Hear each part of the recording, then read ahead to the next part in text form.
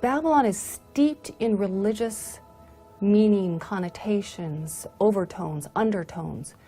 And that's the world that Daniel lived in. And this is the context in which Nebuchadnezzar had this dream. He was filled, his life was filled with symbolism. And so for him to have received a dream that was so symbolic would have really meant something significant to him. He would have realized this is more than just a strange dream. It has meaning. If a dream was not interpreted, it was perceived as dangerous, or it was perceived as a curse. That's why people had to fight for finding the interpretation of the dream. So therefore he called all of his wise men who were supposed to deal with dreams and visions and interpreting them and omens and divination and all that stuff. And they were the ones who knew about the gods and how to get in touch with them. So he calls them all together. For some reason, Daniel wasn't there. We don't know exactly why. Maybe they just neglected to call him because he's a young colleague of the rest of them. We don't know. Maybe there was some politicking going on. Maybe some of the others were jealous and didn't want to call him. All right, so Nebuchadnezzar has all of these people, and he says, all right, I've had this dream, and I want you to tell me the interpretation. So they say, oh, that's fine. We're in that business. Tell us the dream. Oh, no, I don't remember the dream. You're going to tell me what the dream is. And he goes so far as to say, I have decided firmly, if you do not tell me what my dream was and interpret it, I will have you cut into pieces and your houses turned into piles of rubble. He is demanding of these wise men that they tell the king the content of the dream. And they get upset. They know they're going to die if they don't do this. And so they're really working hard against this. And you know what they do? They say, as it says there in Daniel, now wait a minute, king. They're fighting for their lives now. There is no king on earth that would ever ask such a difficult question. The king basically says, I'm not going to be persuaded by your time-saving tactics. Okay? If you tell me what the dream is, then I can have confidence in your interpretation. I don't remember what the dream was, and that's what I need you to do for me. After all, you're the magicians, you're the astrologers, you're the soothsayers. Tell me the dream. They were paid, they were enrolled, they were on the divine payroll for the purpose of knowing what others didn't know. They had access to secret information, and so it was reasonable for the king to ask this.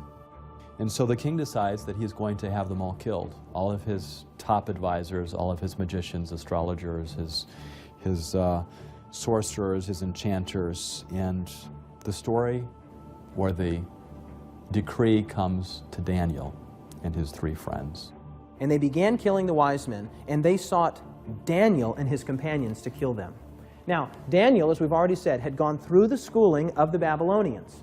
And so he was apparently numbered with the wise men. He was numbered with those that were being killed.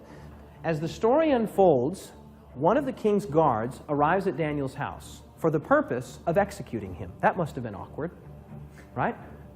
Knock, knock, knock. Hello, what can I do for you? Daniel? Yes, I'm here to kill you. He answered and said to Arioch, the king's captain, why is the decree from the king so urgent? What's going on here? Why all the haste? Why all of the urgency? Then Arioch made the decision known to Daniel. He must have said something like, well, listen, the king's had a dream. He can't remember the dream, but he knows it's important. He has an anxiety associated with this dream. So Daniel went in and asked the king to give him time that he might tell the king the interpretation. Instead of fearing for their lives, they decide to have a prayer time together. And Daniel asks, and his friends ask, that the Lord would give them not only the interpretation of the dream, but the dream as well. And so the first word of verse 19, then the secret was revealed. What do you mean then? Well, after he prayed, after he asked. So Daniel at this point is rushed into the presence of the king. And then Daniel explains to the king the dream. It's interesting, though, what Daniel says at the beginning. He says to the king, no wise man, enchanter, magician, or diviner can explain to the king the mystery he has asked about it, but there is a God in heaven who reveals mysteries, and he has shown King Nebuchadnezzar what will happen in days to come. I can just imagine when Daniel came in and the king said with surprise, "Can you tell me the content of my dream?" And Daniel said, "I cannot tell you the dream because of my wisdom, but there's a God who reveals secrets." And the king was listening because that sounds good, but he hadn't heard the content of the dream yet. Because remember, the king doesn't recall the dream. But you can be sure that if he starts to hear it, you know how that is when you can't quite remember something and someone says, "Oh, is it this, is it this?" "Oh, yeah, that's it." Okay? So he's waiting with bated breath. What will the dream be? And then Daniel said, "O king," yes, the king said, "That's right, I'm king." "O king, you looked and saw." "Yes, I saw." "Now what did I see?" I can just see the king leaning forward in his chair. And then Daniel says, "O king, you saw an image." And as soon as Daniel had uttered that one word, image, he had won the day. Verse 31, "You, O king, were watching, and behold, a great image. This great image, whose splendor was excellent, stood before you, and its form was awesome. This image's head was of fine gold, and its chest and arms of silver, its belly and thighs of bronze, its legs of iron, its feet partly of iron and partly of clay. You watched while a stone was cut out without hands, which struck the image on its feet of iron and clay, and broke them in pieces. Then the iron, the clay, the bronze, the silver, the gold were crushed together and became like chaff from the summer threshing floors. The wind carried them away so that no trace of them was found, and the stone that struck the image became a great mountain and filled the whole earth." So here he describes a great metal man, okay? The head of gold, the chest and arms of silver, the belly and thighs of bronze, the legs of iron, and the feet partly of iron and partly of clay, okay? Very simple. A statue, an image, an idol. So you see descending value in terms of the metals, but perhaps increasing strength, except for the iron and clay at the bottom. So it's a very intriguing dream, and the context of Daniel suggests that in the 6th century, Daniel was shown a vision of the entire future of the world from Nebuchadnezzar's time until this stone kingdom, which seems to be something that happens at the very end of Earth's history.